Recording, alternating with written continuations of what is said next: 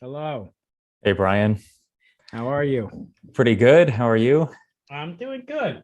Doing good. Yeah. Launch week is officially over, so I can relax a little bit. Let me. You hear me okay? Yep, we're good.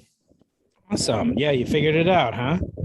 Yep, I did not figure out how to pre-generate the link. So Yeah, if you that's extra credit. That's yeah, that's not for beginners, but it's okay as long as it went out. Let me just move some stuff around and then make it look a little more presentable.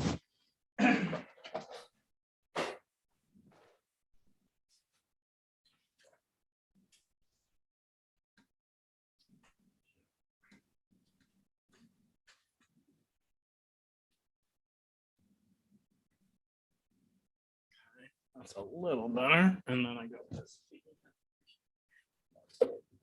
That's a little easier. I think that looks okay. Yeah, so thanks for doing this. yeah, yeah, this is a good cross-pollination of our audiences, even though we are at the same institution. Yeah, absolutely. Let's see, will I be able to share screens here? Let me enable that.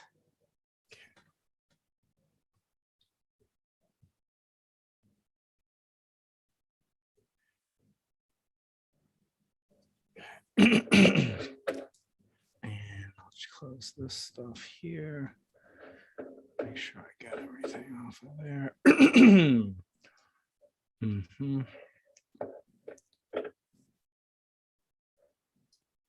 Okay.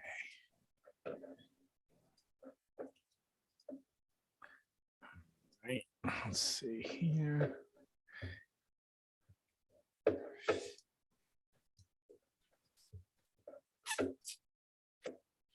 Close up all my other windows. You still hear me okay? Yep. All right. And last but not least, let me close this. I'm going to tweet it, or no, I'm going to put it on my community page on YouTube, just in case.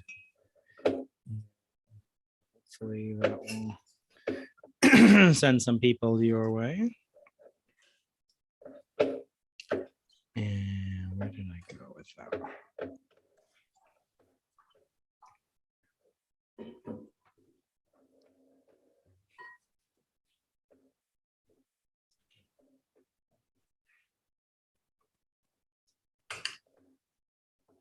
Okay. I guess we are live here. All right, whenever you're ready. All right. It looks like it's already on YouTube. And I will put it in a post. Join me live to discuss.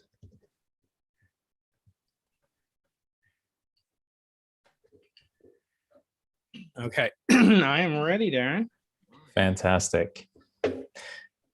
My guest today in my first ever YouTube live stream, complete with vocal trip ups and everything, is my UCSD colleague, Professor Brian Keating.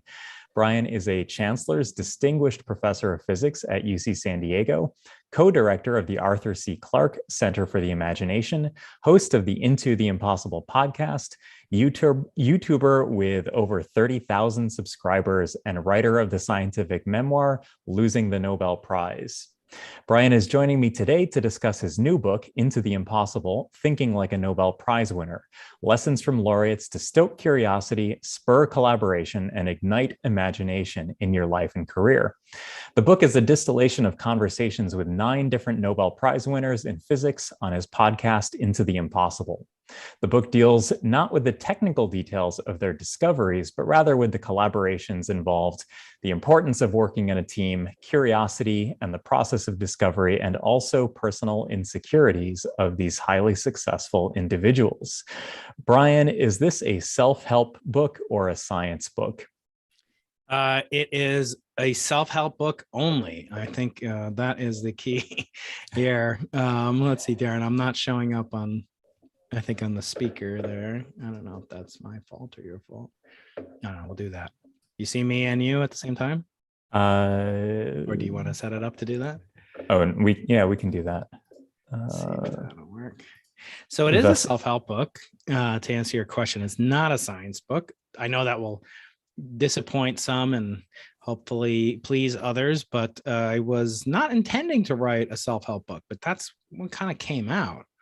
These conversations with 9 Nobel Prize winners, ranging from all different fields, including astrophysics and cosmology, all the way to the finest properties of very exotic matter that, to our knowledge, only exists on Earth, not anywhere else in the universe.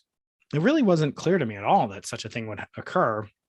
But I want to say that while writing it, I kind of had you and maybe your audience in mind as an avatar, in that I wanted to distill the life lessons, not the knowledge, because I think knowledge is very, very common, abundant, prolific on the internet, elsewhere. Wikipedia knows far more than you or I will ever know.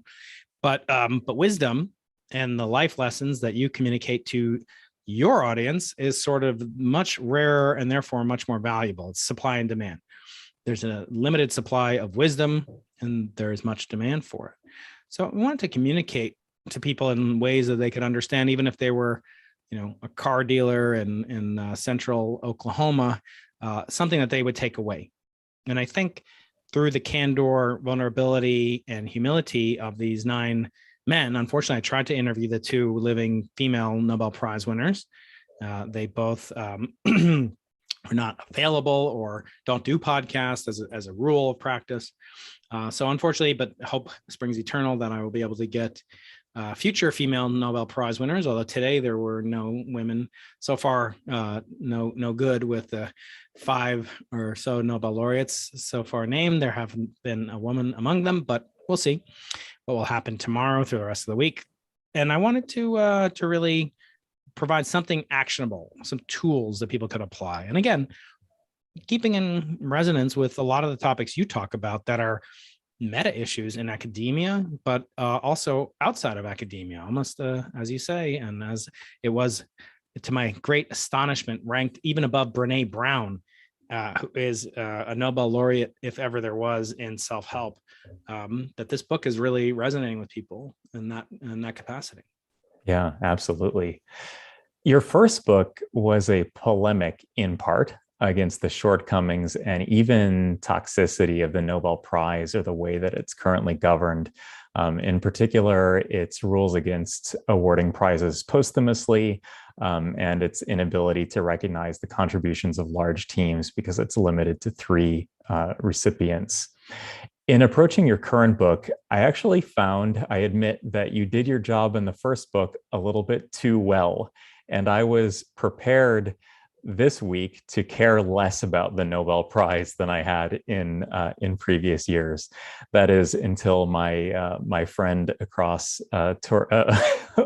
across the street, Ardem Pataputian, won the Nobel Prize for his contributions to the transmembrane proteins responsible for mediating the sense of touch, as well as internal physiological processes. But anyway, that aside, so it did restoke my interest in Nobel Week.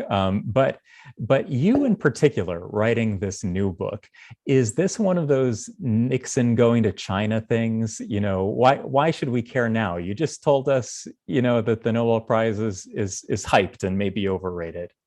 Right. I retract everything I said in my previous book, Losing the Nobel Prize. Well, Losing the Nobel Prize was mostly a memoir. It did have 3 chapters. Helpfully, my publisher allowed me to color code those gray, about the inadequacies, lacunae in the Nobel Prize. And I often liken it, Darren, to, when you ask the average American, what's your approval rating of Congress? I think it's like 12%. And yet the average congressman or woman has a 50% approval rating. In other words, it's not necessarily the individuals, it's the collective where there's a problem. And I think there is an analogy with the Nobel Prize, in that we can venerate the laureates, like your friend and our hometown hero, and you can venerate them appropriately, with the caveats, of course, that they're human, they're mortal, and all the other peccadillos that go into it. But you can still agitate for change to come to the institution of the Nobel Prize. And that is more clear than ever to me, that the Nobel Prize is, because of its outsized influence on our culture, sort of the sine qua non of academic achievement, of intellectual achievement, and even of cultural significance, that it has an outsized responsibility as well. And to better illustrate that, I think in this book, I tried to take the prestige off of the institution and kind of hopefully, militate that it's sometimes the laureates who give prestige to the institution, not the other way around.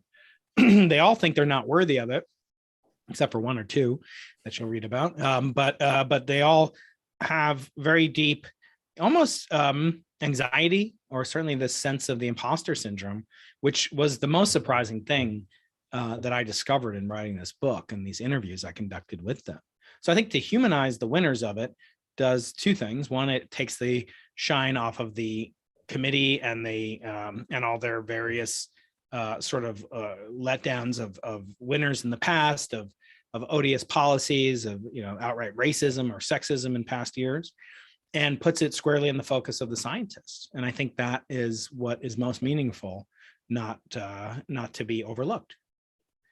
I think that some people might expect these individuals to be like nerdy Sheldon Coopers who just bury their heads in books and instruments, yet they still have very human sides to listen to, and they have very human wisdom and foibles as well. And also, these are people who are used to being interviewed by people in the media. They're used to doing, say, newspaper or television interviews, but they're not professional podcast guests, right? So if somebody publishes a book, they might be on Ezra Klein one day and then Joe Rogan the next day, and then they have this experience. yeah, the high profile guests that and yet it's still necessary to be able to ask them questions that they don't get asked regularly. So how do you go into a conversation with a guest that you know something about professionally, but maybe don't know that much about personally? And how do you come up with 15 to 25 questions to ask them? Well, it helps to have kind of a little bit of a format that I share ahead of time, which is to say, I have these three, what I call thrilling three existential questions that involve kind of the immediate future of these laureates, the far future of humanity, billions of years from now, perhaps, or of the universe itself, and then their advice to their former self. So going back in time. So those are three existential questions I try to ask all my guests. Some of them are more kind of effusive in their remarks about those. On the other hand, I think, because I am a physicist, I do understand much of the discoveries, not in any great depth for some of them, although there were one or two in my exact field, so I could comment on with expertise about in cosmology. And so I think the process of humanizing them.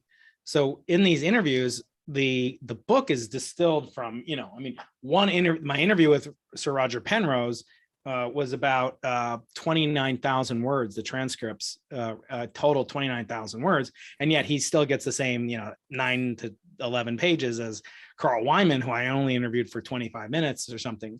And my first book was 90,000 words, so that's 3 times the interview, and this one's about half the length. It's 30,000, 40,000.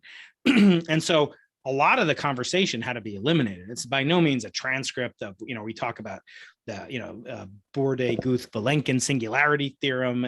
We talk in great detail thermodynamics of black hole. So all that's gone. And it's really distilled to the essence of who they are as human beings. Because I think only then, by seeing, kind of the commonality between them and the car dealer in Oklahoma, can we really bring out the lessons applicable to non-scientists? And it would be a shame if we only learn from their knowledge. Namely, how do you get a Bose-Einstein condensate to form? How do you make a prediction of topological? That's not something that's really transferable. But the commonalities of dynamics within your community, outside your community, public relations, that came up really to be quite important. Many of them have popular science books or have contributed to those. Is that correlative? I mean, it's much higher than in the normal population. So, there's something about them that is very well meshed to communicating their humanity, not just their otherworldly, contributions to science. And so I think for those reasons, and especially in at least, 2 or 3 of the cases where, laureates waited for decades, I try to put myself in the position of such a person, like just and anybody could really relate to it. So Frank Wilczek, as a 22-year-old, the same age as our grad students, was working with David Gross, and he came up with this theory that describes, why you never see bare quarks. You only see quarks kind of in pairs. And it's known as asymptotic freedom. The mathematics are extremely complicated, foundational, the last piece of the puzzle of what's called the standard model, created by somebody in our lifetime, not really the Dirac's and the Feynmans, et cetera, but the generation after them is really the last to contribute to the fundamental building blocks of the fundamental forces of nature. Imagine, Darren, you're 21, 22, whatever, 23 years old, 1975 or something. You come up with this thing, and instantly it's recognized that this is foundational and guaranteed to win a Nobel Prize. Guaranteed. Except there's a catch, that it cannot win a Nobel Prize effectively until something like the Large Hadron, Fermilab is constructed. This is 1975. So Fermilab is 40 years in the future almost. Can you imagine, the pressure that you'd have? And I kind of likened it to somebody tells you, you're going to win not just, full professorship, but you're going to win a lottery. You're going to be, just filthy rich, Darren. And, that's going to occur in 30 years. So you have one job. And everybody believes you can borrow against it, but you have to live that long. Right. I have to wrap myself in bubble wrap in a in a room with unlimited water. And I started thinking, I talk a little bit about it on the, how would you react? Because it actually might be not that irrelevant to these desires of our friends at Scripps Research Institute, your buddy, the Nobel laureate now, and another, life extension, right? So what if life extension is like the plasma TV of the 1990s, late 1990s? It's only affordable to the very richest people in the world, and eventually it'll come down so that you and I and a state university salary professor can afford it. Blah blah blah. I don't even have one here, but the point being, Darren, that your job would be like, I just have to survive, and you'd be under great anxiety that something would happen to you, wouldn't you? And then you'd be even more anxious because, like, what if you knew that some other random process has to occur, some other person has to win the lottery before you? And a lot of these laureates talk about it as if it's almost like a lottery of whether or not they win. So I tried to distill that human drama in the book, and hopefully succeeded. But the point being that I wanted to ask Frank about that. Were you worried about like dying essentially? Or were you like kind of hoping that that were you mad when like the person who won the Nobel Prize in 2001 was Carl Weinman for Bose-Einstein condensation, not Peter Higgs, but not Gerard et Hooft or whatever, who contributed to the precedent Nobel Prize that everyone agreed had to be awarded. So those kind of dramas, which I think are really quite relatable, even though they're almost otherworldly to contemplate. Sure. My other favorite piece of wisdom from the book also came from Frank Wilczek, and that had something to do with if we know that quantum mechanics is indeterminate and that a photon can exhibit both wave-like and particle-like properties. And we know that that these characterizations are both true simultaneously. Then what are the odds that two different human opinions are either completely right or completely wrong? And it really depends on perspective and reference.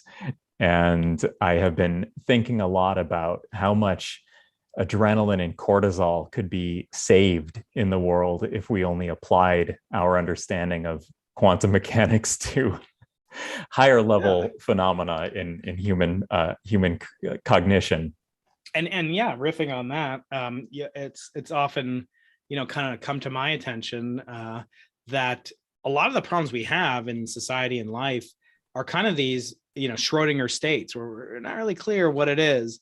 Whether you and they're significant, abortion, like when does life begin? I mean, we're not going to get into that, but that's, like everyone would agree life begins, after a day after birth, you're alive, and no one would say life begins, a year before your parents met each other, right? I mean, that doesn't make any sense. But in between, or gun rights, like everyone might say, well, you should have, some ability for personal protection, but should you have a TRX missile system? Like, no, obviously not. So there's hybrids like along the spectrum because it is continuous. There's no demarcation, quantizing life or rights or anything that you might want to say politically or whatever. The only person you really agree with is yourself. And so I think that in that context, thinking about this, with a little bit more nuance, that when we have these really violent kind of polarizations, it's because, we're really avoiding the simultaneous superposition of the live and dead cat. And it's true. Frank makes a big deal of that in his most recent book. Complementarity is this process that he believes really underlines the universe rather. So yeah, I agree. I think that is fascinating. And it wasn't, again, talking with him and these other laureates, it was very surprising how candid they are. Because you're right, they're not really on podcasts at all. If they go, then maybe they're on something. There is a Nobel Prize podcast.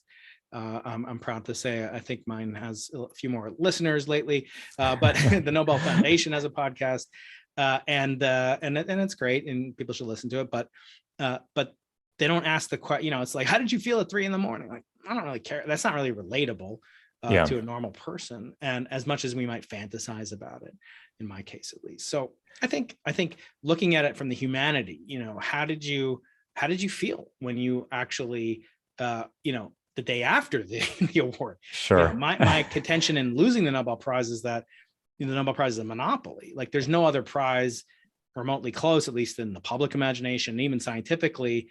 Scientists say, I trade, 10 breakthrough prizes or Kavli Prize, not to denigrate them. This is just in their words, for one Nobel Prize. And I think, we have to ask why. Why is it a monopoly? Monopolies aren't usually thought of as really good things in society for the consumer and the marketplace. So the fact that it is, in this case, in scientific and cultural and other significance, I think is worthy of exploration. And, I think getting it from the characters, the main characters in the story is pretty revelatory.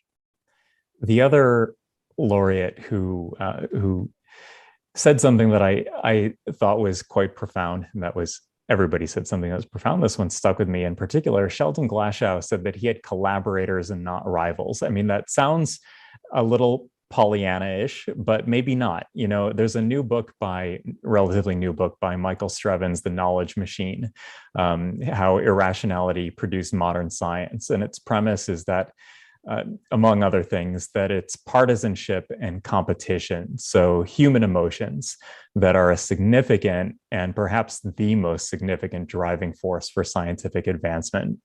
And Sheldon Glashow doesn't agree with that.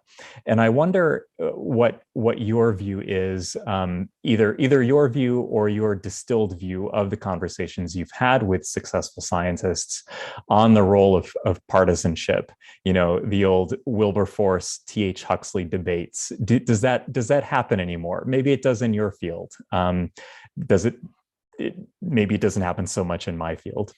Yeah, I mean, my general approach is debate is pointless. Like, when was the last time you were watching a presidential debate? You're like, oh yeah, I'm really gonna vote for Trump now. Like, yeah, thanks. That was a great debate. No, that almost never happens in politics. In scientific debate, this I got from Lord Martin Rees, who's the Astronomer Royal in the UK, and he's an eminent scientist. His responsibility is to tell the Queen her horoscope every morning. No, he doesn't do that. But he has a basically a phrase that debate just forces people to come back to their priors, essentially. And so it might make you more entrenched. Now, if you can really say about a physical theory, like, how would I be prepared to change my mind about it? Or something, like, you just can't do that with data, right? Data are data. And it's either, consistent or comporting with some kind of hypothesis. So you don't debate data. You might debate the amount of credulity one should have in the treatment of the data, but that's almost like the theory behind the data. Systematic error analysis, like, that's almost witchcraft in some sense. But in reality, I don't necessarily think of them as competitive, but that is by no means saying that there isn't tremendous amount of competition. Like, I've received emails, and I won't say, obviously from who, but people like on these big teams where a Nobel Prize was awarded, and basically saying, like, they wouldn't have won the award without me, and I don't get any, credit, money, or anything. At least, if they win the breakthrough prize, I get $1, whatever the total, $100, $1,000, whatever it is, depending on the size of the team. And so I think there's much resentment. I mean, many of these collaborations dissolve almost immediately after a Nobel Prize is awarded, or don't maintain the same structure. There are deep and abiding resentments and recriminations. Again, I think that's mostly because of this idol worship of the Nobel Prize itself. You see full page ads in the New York Times often, saying that so-and-so should have won the Nobel Prize for NMR or whatever. You see these almost in every popular science book, even books that aren't about the Nobel Prize, as mine was in some sense. The Nobel Prize, the word Nobel and prize are mentioned hundreds, dozens, or to hundreds of times. And so the question is, why do we, venerate these people so much? And again, I think it's a monopoly's job to maintain a monopoly. And so the Swedish Royal Academy of Sciences, in the case of the physics, chemistry prizes, they want to maintain this kind of burnished image. And in the case of people that aspire to it, as I once did, I can honestly say I don't feel that same, lust for this literally gilded, graven image of Alfred Nobel. That instead, I think, it's almost like worthy of, it's worthy of celebrating the individuals, but I think the process is deeply flawed. And there have been studies done on what happens to a collaboration after a Nobel Prize is awarded, and almost without exception, it dissolves. And so, is that good for science? I don't think so. I think it can only be bad for science. And so, because you have these, very accomplished team that worked really well, and it's hard to make a good team, as any Padres fan can tell you. And in doing so, I think if it leads to the undermining of such a bond, that is ultimately negative. Now, maybe that happens more in experiment than in theory. I'm an experimentalist, and most of the awards are for observation, experimentation. Today was, no exception, rather than theory, pure pencil and paper type theory like Sheldon Glashow practices. And there's also this thing called the curse of knowledge, which you may know about. And that's, the kind of higher level you are, the more difficult it is to actually teach. And so in the same way, communicating to somebody that you actually don't have a competing influence, maybe that's because your competitors are so thirsty or hungry to work with you, or to, or what have you, that you don't notice it. So I don't really know. I just know that, Sheldon had a ton of advantages. And I think he, his name was certainly the namesake inspiration for, young Sheldon and the Big Bang Theory that you mentioned earlier. So in his case, he and Steven Weinberg were classmates at Bronx Science, at Cornell, and then later at Harvard. It's impossible to note that they, and then they both won the Nobel Prize on the same day. So yes, it may be true in his case specifically, but I think in general, the Nobel Prize has some pernicious effects towards the maintenance of quality collaborations. One of the upshots of your book is the importance of quote, useless science. And what does useless science mean to you, and why is it important that we support it? So you are a practitioner of useful science. You have a long track record of engineering and development that's not what's called fundamental or elementary. My grant reviewers may disagree, but but you and other kind of allied professions are applying. And I think, ironically, that's more what Alfred Nobel had in mind when he established the prize through his will in 1895. And that was less than a year before he died. So the lesson is, write your will at least a year before you die, and you never know when you're going to die. And of course, he left an ethical component to the will as well, that it should be for the betterment of mankind. Now, how can a discovery about the unification of electromagnetism with the weak force, if that's relevant to your daily life, I know some very good psychotherapists that can help. On the other hand, the kind of cardinal Nobel Prize winner, the very first in physics, was William Röntgen, who won it for the X-ray, right? So he invented Röntgen rays and X-rays serendipitously. And then that immediately benefited mankind. Within weeks, it was all over Europe, and people were looking and they were finding broken things in their bodies and their teeth, and innumerable benefit. And Alfred Nobel, of course, was an inventor. So he was developing useful things, including dynamite, which has positive and negative applications. And it was clear that was sort of the paradigm for it. In fact, so one of the early Nobel Prizes was to a fellow Swede named Gustav Dalén for the creation of an automatic gas regulation system for lighthouses and buoys. Now, what could be more useful to us today than that? I don't even use GPS anymore. I just use a lighthouse off the coast of San Diego, right?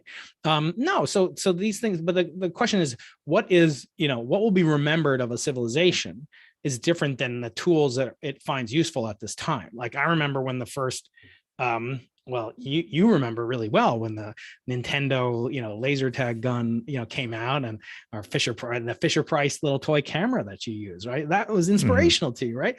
That technology is probably not going to, continue to change the world, even though at that time it was revolutionary. And yet, I think people will be discussing, the Higgs mechanism and spontaneous symmetry breaking and electroweak unification for thousands of years. Should we last that long? So is it really useless, though? I mean, or is it a question of timeline?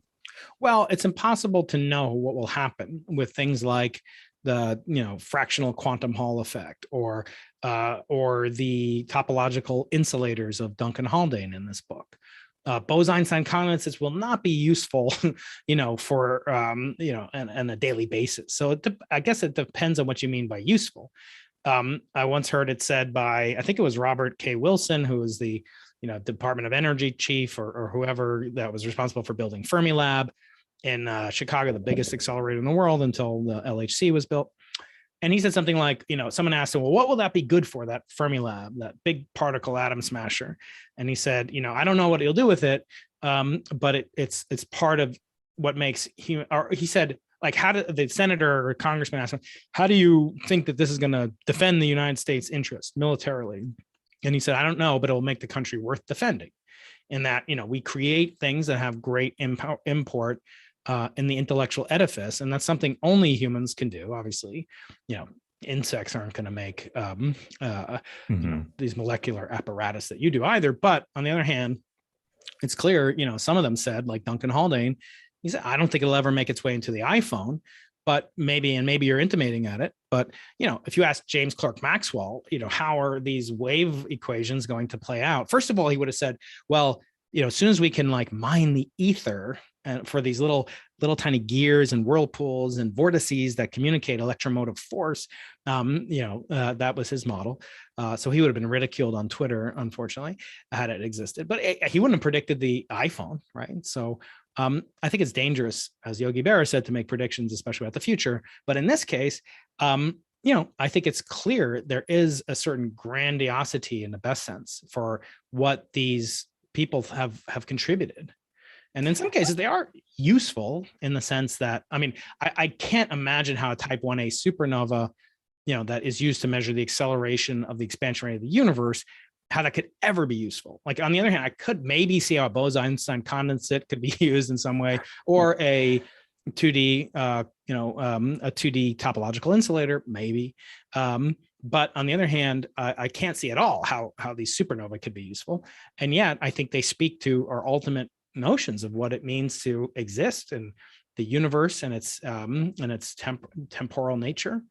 And really does make us think about how do we fit in and comprehend this wonderful universe that we're born into. I would agree with you, but I would still think that the phrase useless science might be scientists speaking from a defensive position against some future criticism. Nobody would ever call it useless filmmaking or useless visual art or useless literature, even though it is meant to civilize us, to expand our minds, to empathize with each other, maybe work on celestial objects. Might not be, we might not be traveling there anytime soon. But I would just, I hate to admit defeat before the battle lines are even drawn. I want to be precise. I think the words that Sheldon used in that conversation were useless ideas, not useless science. I don't think the science is useless. I think, when you think about it, and I likened it in the conversation to kind of like a baby. Like what, you and I are both parents, right? We're both blessed to be parents. Your baby's born. Up until it's like 10, I mean, my 10-year-old is just now starting to do something useful for me. Like he can watch his younger sister, right? On the other hand, much of, humans more than any other animal, if you want to say, I don't believe humans are animals, but if you want to say that of any other living creature, they have the longest gestation to maturation. They need the most support. They're basically incredibly vulnerable. We don't walk, for years versus like, I saw a goat get born once and the goat was walking like a minute later. So they're useless. They don't have any particular use right now. And yet no one would say, looking at a baby, like this thing is not important. So I wouldn't conflate the two. And I would say of ideas, it is very hard to, maybe one could say, as some suggest, like by understanding relativity, we unlock, let me say this, Darren, because this is right up your alley. People say, oh, well, without the quantum mechanics, we wouldn't have the transistor.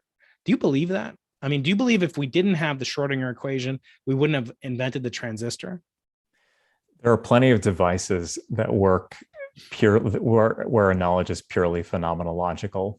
And it's all phenomenological depending on, how far down the rabbit hole you want to stop, right? So I think we probably would have the transistor. We probably have much of modern technology. Yeah. And I see that, people say, oh, without E equals MC squared, we wouldn't have had the atomic bomb. I don't believe that either. I believe we would have found more and more. It's not like they, somebody looked into Maxwell's equations and created the resistor, from Ohm's law. So I think that, but there might be things. So people, by the way, the reason I'm bringing this up is there's some who say, no, the electroweak unification and eventual expected grand unification, which doesn't exist yet, between the three highest energy forces together, and 2 nuclear and 1 electromagnetic. And then the ultimate theory of everything, which will branch into quantum gravity, that those, kind of have to exist. And once we observe those phenomena and understand those laws, Darren, then we will have access to interstellar transport and wormholes and all sorts of engineering. And again, I point out that there's no linear direct path from the Schrodinger equation to the transistor. If you ever see the picture of the transistor, the very first one that Shockley and company, who's kind of a reprehensible individual, but anyway, Pardeen and Shockley, et cetera, they invented this thing, and it's like, it looks like chewing gum and like a coat hanger. It's not like obvious that there's, Schrodinger's at work here at any rate. So the point being that, yes, there are arguments you could make that this idea of electroweak unification or of dark energy are not useless at all. Maybe someday we'll, as Faraday was asked by the exchequer of the United Kingdom when discovering the law of electromotive induction, I said, what use is it? And he said, I don't know, but someday you'll tax it. Maybe someday we'll tax, dark energy discovered by Laureate and Adam Rees and company in this book, described in chapter 1. But I think it's important in its own right. And I think you and I resonate together on that. Yeah. And it's similar across all areas of learning, not just technology versus basic science. But if you look at, the tree of human learning, do you need psychology to be able to do economics? It's helpful. Do you need neuroscience in order to do psychology? Do you need physical chemistry in order to do molecular biology? Yeah, it's helpful, but the phenomena will still occur whether you understand the anti-discipline or not. Yeah, that's absolutely right. And I think, now once you make a discovery and also understand it, so there are multiple serendipitous discoveries in this book, at least hinted at. I mean, obviously LIGO wasn't expected or guaranteed that they would make a detection of binary black hole mergers. The most exquisitely sensitive machine ever made, in a certain sense, and it was dependent upon these two neutrons, black holes, 1.2 billion light years away, colliding on a certain day that could have happened, 100 years afterwards, or maybe it happened 100 years before, and we just never had the technology before, they ran out of money, or the supernova that I just discussed. Totally serendipitously, the discovery of the cosmic microwave background radiation that I study, as I always have to have my cosmic microwave background beach ball here at all times. It was completely serendipitous. Now, once you discover something serendipitously, now that offers the opportunity, if theoretical understanding can be brought to bear on it, that there should be not just a uniform glow of microwaves as Penzias and Wilson discovered, but these tiny fluctuations measured by John Mather and George Smoot and the Kobe experiment, and then eventually the WMAP experiment, that led to our most precise understanding of the composition, past history, and future evolution of our universe through its oldest light. So, and that was only possible because of work done by people like Jim Peebles, who won 2 years ago for cosmological perturbation theory.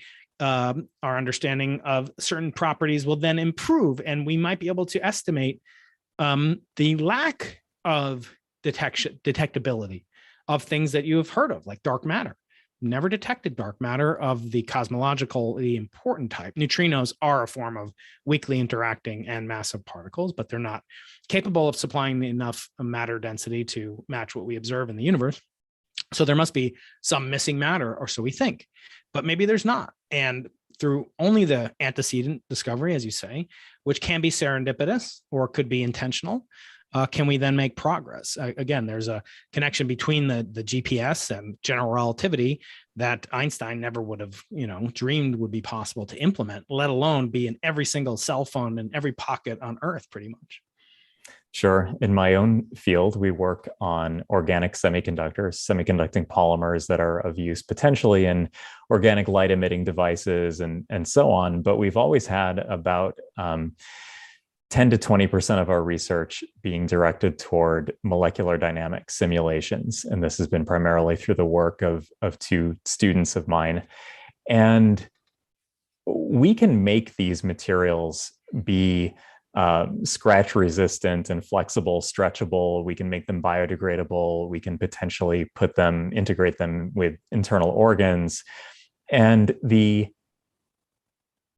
getting a molecular level picture using a computer simulation of the dynamics of these materials as they evolve in solution or in the solid phase under strain isn't strictly speaking necessary, but ultimately we think it will lead to better materials. But even if it didn't, we would do it anyway. I want to just to put all my cards on the table. Do you think all your guests understood what you meant by the imposter syndrome? This is a relatively new phrase, and some of your conversational partners are a little bit older and might not know exactly the connotation. So your guests did address issues like doubt and ignorance and moving into a new area and insecurity that is attendant with moving into a new area. But I didn't necessarily get the impression that they really had the type of depression inducing like anxiety, fear, and dread that feels almost pathological to many grad students and postdocs who feel really like they're in over their head. They feel like all of their colleagues are smarter than them, and this is something that's a real thing, especially for people who don't have a family member. They might be a first generation university student or PhD student, and some of the comments from your guests, from the Nobel laureates, were, I felt like an imposter when I was walking across the stage. So you and I both have this presidential early career award, and that's imposter. You feel like an imposter. At least I did. I mean, I could see people in my cohort that I knew from conferences, and like I know they have a higher IQ than I do, or whatever. And like, and do I deserve to be in the same spot? But it kind of passed, and I got on with my life, and and my intrinsic anxiety, such as it is. But then some people, Nobel laureates, who are looking at the guest book, as it were, right, and they see Einstein and Feynman and right, and Gelman, and they say this, I shouldn't be here, but come on, do they really mean it? I think so. And I would have agreed perhaps with the sentiment that they're being, maybe falsely modest, except at least two of them said they don't suffer from the imposter syndrome. Now, it's, again, with our kids, you remember, probably second or maybe even first word for one of my kids was no. Now, why do kids say no? Well, because if you say yes, you're just agreeing with somebody else, right? So that's not exercising your own free will. So if they had all said yes, then yeah, I could see maybe it's just, kind of, oh shucks, humble country boy, whatever.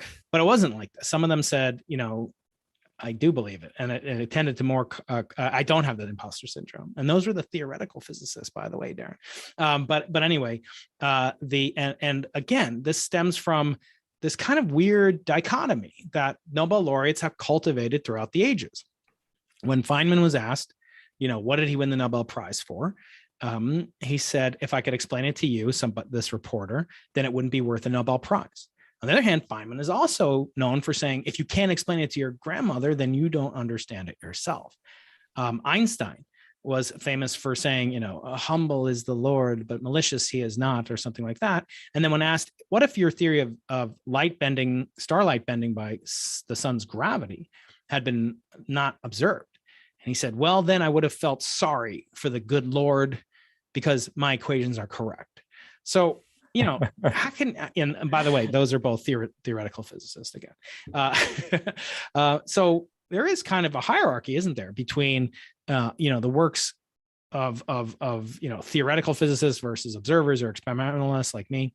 But I think certainly the experimentalists. So you mentioned Barry Barish when he won the Nobel Prize, and he's really the inspiration for me continuing to ask these questions, because he said, yeah, when I went up to sign this logbook that I got the Nobel Prize, I had a look, and he's a curious guy, so he saw this guy, Albert Einstein's signature. He said, forget it, I'm not worthy. And Ray Weiss said the same exact thing. And so someone say nobody's worthy of it.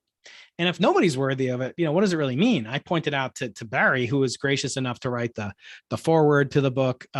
I was just intrigued. He also interviewed me on his podcast. No, he doesn't have a podcast, but he interviewed me at his house earlier this year. I should mention I have two podcasts now. Into the Impossible is my main podcast, from which these interviews were taken. But I also have a spinoff podcast called Think Like a Nobel Prize Winner, which you can also get wherever podcasts are sold. And all the interviews are dumped there, so you don't have to buy the book. You could listen to it. I also made a website called Think Like a Nobel, or a page on my website called Think Like a Nobel Prize Winner, in which I distilled all the notes even further into like links and websites. And in that, I share it for, I didn't write it to be free until yesterday. It was only 99 cents for the ebook. But eventually my publisher said we have to make a little bit of money off this. I didn't write it to make money, obviously. And I've since, kind of been really blessed to really achieve a lot of, good attention, like I mentioned earlier. So I didn't really expect it. And I'm really delighted by it. Obviously, nobody writes a book for nobody to read it. Of course, I want as many young STEM professionals, particular. The book, I sent it to Pradeep, our boss, Pradeep Koshal, and he said, I wish this book existed 30 years ago. And I said, I wish it existed, my last 10-year promotion. Well, anyway, Chancellor's professor, it's about time things started going your way. That's right. Yeah. Finally, who's going to advocate on my behalf? But, in reality, I do believe it. And actually, I start the book off with Adam Rees, as I mentioned. And I should say I have like custom illustrations for, really beautiful pen and ink drawings of all the laureates. And I start off by saying, Adam and I were in this competition in 2005 to determine who was next worthy as successor to Charlie Towns on the occasion of his 90th birthday at Berkeley. And I won this competition, worldwide competition. Adam came in third. And yeah, you think like, it's like the P case, that you and I won. Like we're looking around all these people, like some of them were bandied about this week as Nobel candidate worthy, and they were in my cohort. Right. So it's particularly unnerving in some sense. But now, that being said, I take them at their word. Barry said he felt in awe of Einstein. I said, Barry, don't worry. Einstein felt in awe of Isaac Newton. And Isaac Newton felt inadequate compared to which great scientist, Darren? Who did Isaac Newton? Galileo? No, Jesus Christ. Oh, yeah. He was a scientist. As I understand it, there's Christian Science. So we know that Jesus was a scientist. If this wasn't a live stream, I would go back and make sure that I sounded smart there. This proves it's a live stream. But it also proves your candor. And I think in this place, in this context, these laureates were being honest. And now the question is, what do you do with it? So what do you do when you feel the imposter syndrome? Well, first, it helps to know that other people have felt it. People you may think have something to teach you, these laureates. And also teaching you to kind of lean into it. Because what did they do?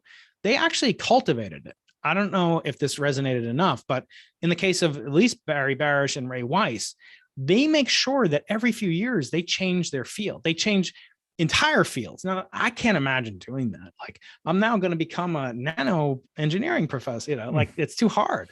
But within the field, maybe I can deviate and maybe I can do something. Optical astronomy is as far from what, this is as almost anything. And so I'm trying now to get more and more, adept at maybe trying out for applying for, Hubble time or something different. And the key that they say is to have fun. Now that's leaning into the imposter. That's cultivating being an imposter, because you can't be an expert. He won the Nobel Prize and now he's working on, particle accelerators. That's incredible. And so I think for these reasons, the lessons of imposter syndrome may tell you where to lean into, stretching your comfort zone, cultivating. What if you felt the imposter syndrome at all times? Wouldn't you ask better questions? Wouldn't you be more curious and less afraid of what people are going to think about you? Because you're just like, I just don't know. I'm humble. I don't know that much. You tell me, what would you do if I'm coming into your field? I think it's a great way to approach things. Sure. Do you think that this level of Nobel Prize worthy physics is compatible with service at a university? Are Nobel Prize winners ever department chairs or associate deans, or, writing popular books? Like how much, or doing a podcast like you and I do? Right. Yeah. Are we kind of squandering our scientific, capital? I think about that, and it isn't, it's one thing, like, could I have written this as a assistant professor? I mean, I do remember I interviewed Janet Levin, who's a titan of scientific writing and a brilliant scientist at Barnard in Columbia. And she is a great explicator, and she's written books while she was pregnant, like, with two of her kids.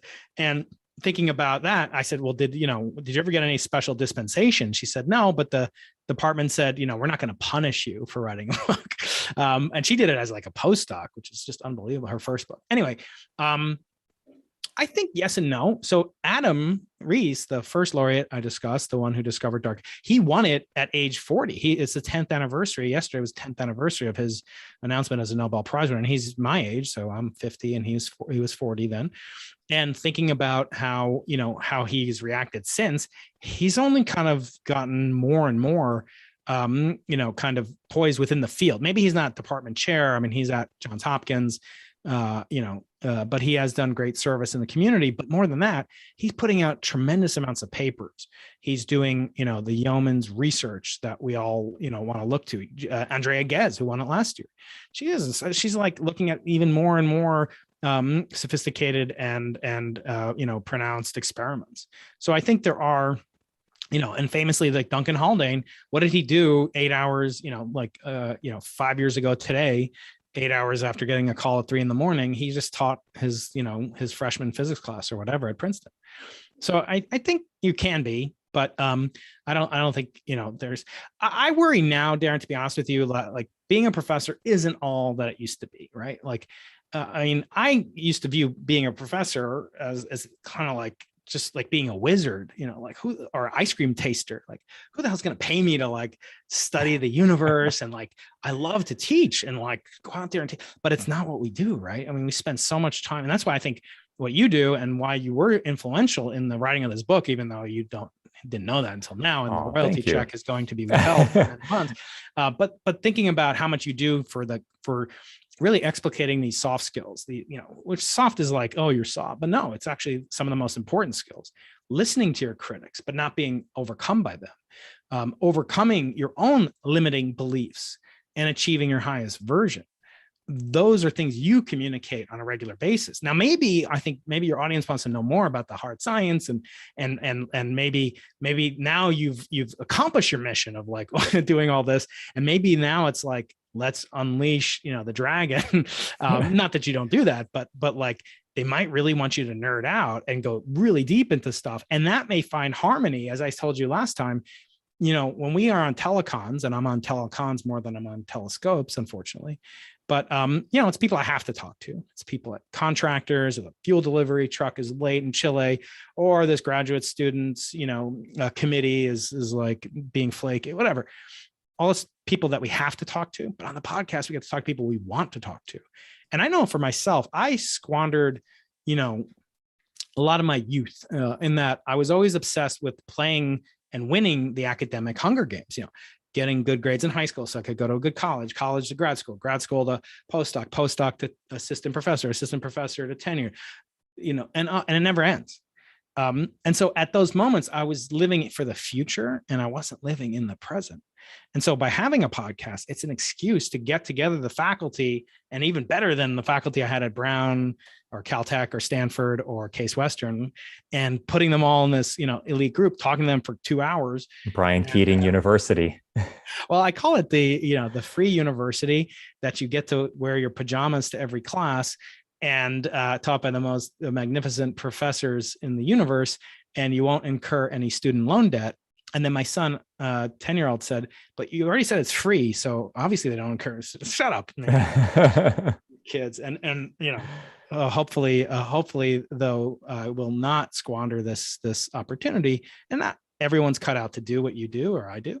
But I want to be the voice for the audience, and in that way, hopefully communicate and give them value for the $0 they pay to listen to the podcast. Yeah. I love this new trend in peri-scientific discourse. You are a physicist, but you're not a physics popularizer, right? Not that there's anything wrong with physics physics popularization, but we want to know about the lives and the inner lives of of people who are practicing these wares, if nothing else, than to entertain the troops, right? To entertain to instruct the people coming up who are younger than us. So I want to be respectful of your time, and also the fact that I am going to make one of my students a few minutes late for our one-on-one meeting, so I have to read his question from the chat. Okay. And do we think that the Nobel Prize for this is not me speaking, for economics should exist? So does soft science deserve to be venerated in the same way as more fundamental science? And in the end, can you really distinguish the two? This is much more than deserves much more than a 40-second answer, but I'm going to give you the first crack at it. I'll just say, I will answer it in less than 40 seconds. Here we go. So there is no Nobel Prize in economics. It's officially known as the Swedish Central Bank Prize in honor of the memory of Alfred Nobel. And why does it have such a long name? And that is because the family estate of Alfred Nobel, he had no wife, he had no children. He only had nephews, and they had children. So he had grandnephews, great nephews. And they have expressed incredible ire at the Nobel Foundation for going against the wishes of their late great uncle. So in that sense, even the heirs of that don't. Now, that doesn't prevent people, you look at Paul Krugman's Twitter profile, it says Nobel laureate in economics.